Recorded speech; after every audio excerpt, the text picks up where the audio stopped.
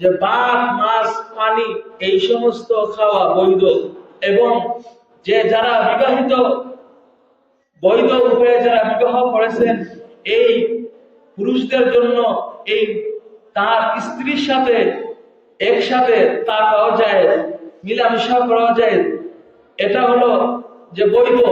কিন্তু লক্ষ্য করে দেখেন এখন রমজান আসার কারণে আপনার জন্য কিন্তু দিনের বেলা সুবহে সাদিক থেকে নিয়ে যে গুরুবের শামস অর্থাৎ সূর্যাস্ত পর্যন্ত আপনার খাওয়া দাওয়া বন্ধ, খাওয়া দাওয়া হারাম, স্ত্রীর সাথে টাকা পয়সা অর্থাৎ মিলামেশা করা হারাম।